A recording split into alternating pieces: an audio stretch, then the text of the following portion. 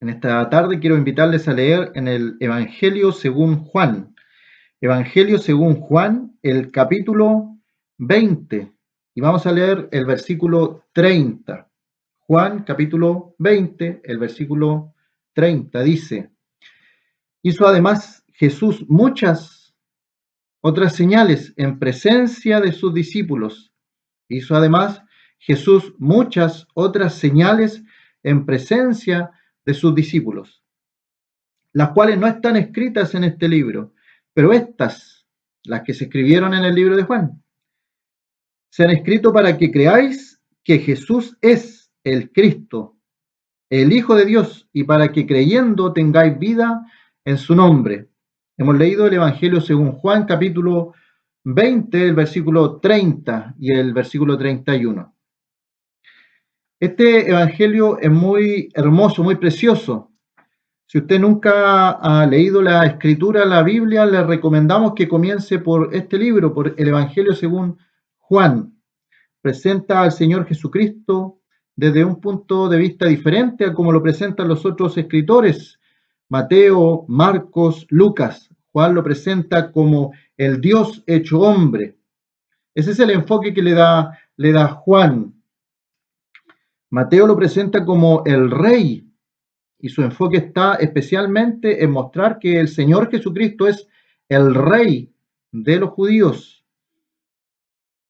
Está Marcos, y Marcos lo presenta como el siervo perfecto, un hombre que trabajaba incansablemente haciendo la labor que Dios le había encomendado, como un siervo perfecto, el siervo de Dios en este mundo, el Señor Jesucristo. Así lo presenta Marcos.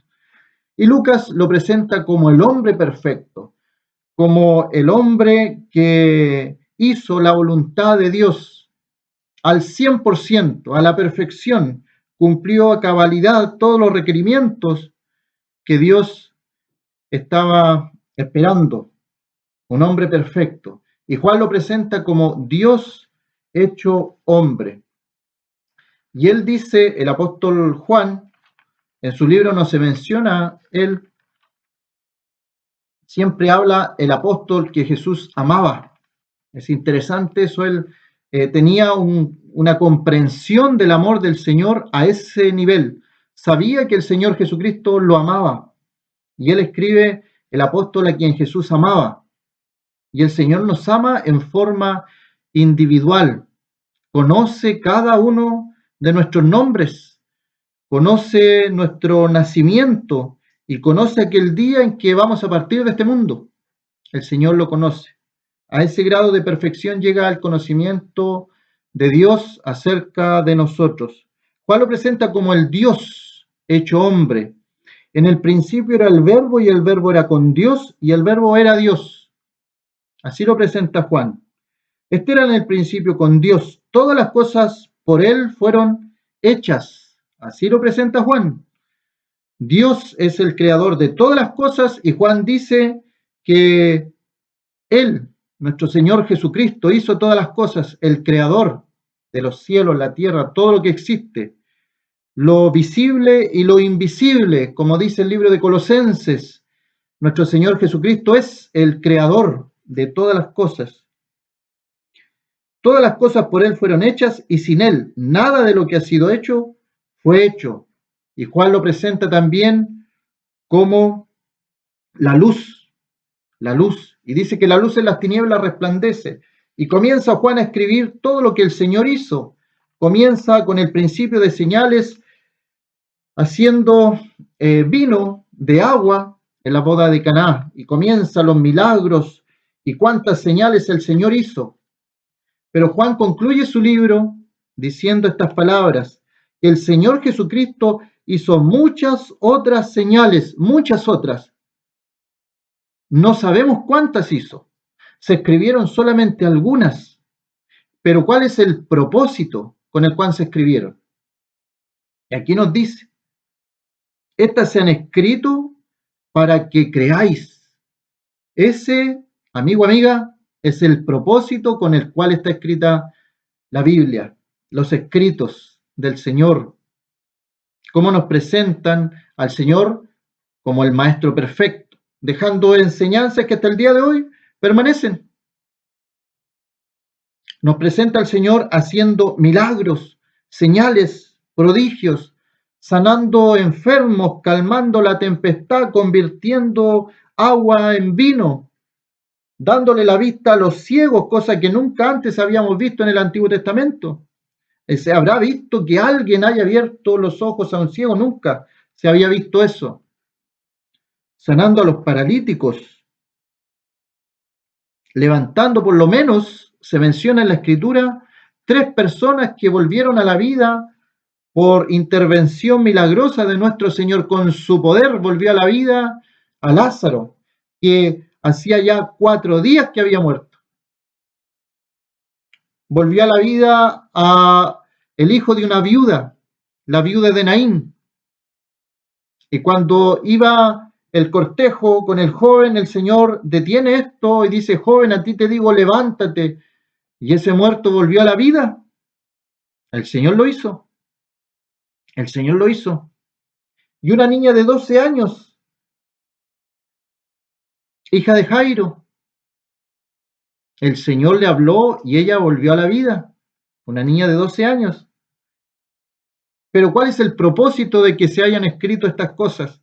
Que nosotros digamos: ¡oh, qué bonita enseñanza las que dejó Jesús! Mire las cosas milagrosas que hizo el Señor Jesús. Entonces puede sanar hoy día también a los ciegos, a los cojos, a los mudos. Ese es el propósito que se haya escrito lo que se escribió. Aquí Juan nos da indicios y nos dice por qué se escribió lo que se escribió. ¿Cuál es el propósito? Estas se han escrito para. Ahí está la palabra que nos indica el propósito. ¿Para qué se escribió? ¿Para qué sabemos las enseñanzas que el Señor dejó en parábolas? ¿Para qué se nos dejó escrito que el Señor sanó a los enfermos?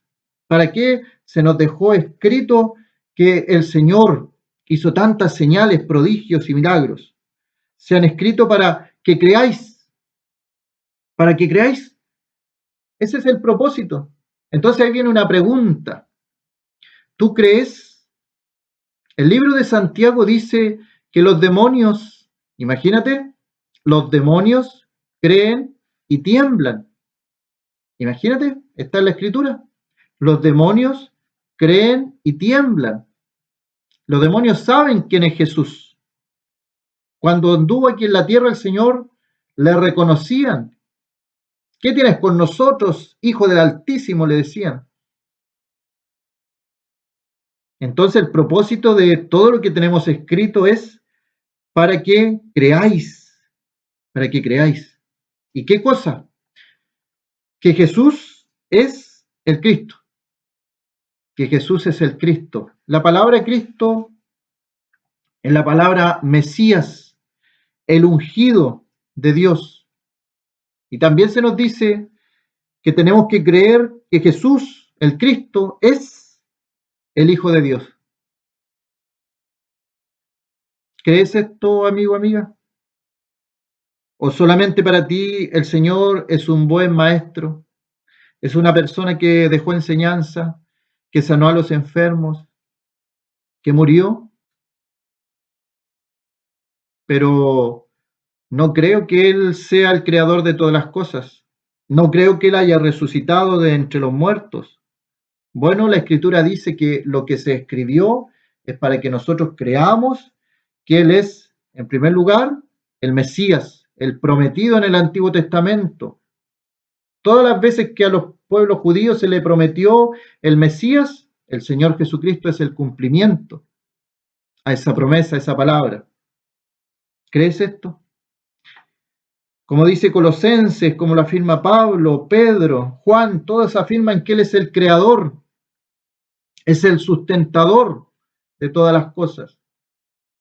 No puede existir alguien que crea en el Señor y diga, pero el asunto de la creación es otra cosa. Eso tiene que ver con la ciencia, ¿no? Es el creador de todas las cosas, como lo presenta Juan en el comienzo. Y dice, para que creáis que Jesús es el Cristo, el Hijo de Dios. de una misma naturaleza con Dios. Yo y el Padre uno somos, dijo el mismo Jesús. Y para que creyendo tengáis vida en su nombre. Y ahí hay otra verdad. ¿Cuándo tenemos vida en esta tierra? ¿Cuándo tenemos la vida eterna? Al momento de creer. No es al momento de asistir a una iglesia, no es al momento de repetir una oración, no es al momento de cumplir una serie de mandamientos, es al momento de creer. El que cree en el Hijo tiene vida eterna. Dice el mismo apóstol Juan, el que cree en el Hijo tiene vida eterna, pero el que rehúsa creer en el Hijo no verá la vida, sino que la ira de Dios está sobre él. ¿Y qué dice? Para que creyendo tengáis vida. Y esto tiene que ver con la seguridad de tener la vida eterna. ¿Cómo se obtiene la vida eterna? ¿Cómo puedes tú saber que Dios es tu Padre, que vas al cielo, que tienes vida eterna? Creyendo en el Señor Jesucristo. A lo mejor alguien dirá, pero yo voy desde pequeño a congregarme a una iglesia. Yo asisto infaltablemente desde pequeño. Toda mi vida he estado congregándome, pero eso no salva. He cumplido todos los mandamientos y la ordenanza, pero eso no salva. ¿Qué es lo que salva a una persona? Aquí dice, estas cosas se han escrito para que creáis. El creer en Jesucristo como Salvador nos salva. Cristo Jesús vino al mundo para salvar a los pecadores. Ahí podríamos hacer otra pregunta. ¿Qué es un pecador?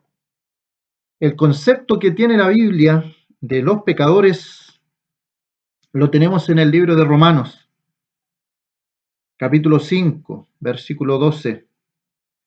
Como el pecado entró en el mundo por un hombre, este es Adán, y por el pecado la muerte, así la muerte pasó a todos los hombres por cuanto todos pecaron. Ahí está el concepto. ¿Quién es un pecador? Esa es la pregunta. ¿Quién es un pecador? ¿Acaso es un pecador aquella persona que está en la cárcel pagando sus culpas, sus delitos? La Biblia dice que somos todos somos pecadores. No hay ninguna persona que esté excluida de esta sentencia divina. Romanos capítulo 3 nos dice, no hay justo ni aun uno, no hay quien entienda, no hay quien busque a Dios. Todos se desviaron. No hay quien haga lo bueno, no hay ni siquiera uno. Ese es el concepto que tiene Dios del pecado, de los pecadores. Así que podemos preguntarnos, ¿quién es un pecador? Cristo Jesús vino al mundo a salvar a los pecadores. ¿Quién es un pecador? Todos nosotros somos pecadores. Entonces, ¿por qué murió el Señor Jesucristo? ¿Murió por todas las personas? ¿Hay provisión para todos? El Señor Jesucristo vino al mundo para salvar a los pecadores. El que cree en el Hijo tiene vida eterna, dice Juan. El que rehúsa creer en el Hijo no verá la vida, sino que la ira de Dios está sobre él. Aquí nos dice Juan 20:31, para que creyendo, cada uno de nosotros, creyendo, tenga vida eterna, tenga vida en su nombre, en su nombre. ¿Cuál es el nombre de nuestro Señor Jesucristo? Cuando Él vino a este mundo y nació, se le dice a María, ¿cuál iba a ser el nombre de Él? Llamarás su nombre Jesús, Jesús. Y el significado del nombre Jesús es Salvador. Su nombre significa Salvador, porque Él salvará a su pueblo de sus pecados. Entonces queda la pregunta, si todos somos pecadores y el Señor Jesucristo vino al mundo a salvar a los pecadores, ¿qué debemos hacer entonces para ser salvos? ¿Acaso es algo automático? ¿Es algo instantáneo? La verdad que sí, es instantáneo, pero no es automático, no es por nacer en este mundo que somos salvos. Hay que creer, hay que depositar la fe y la confianza en el Señor.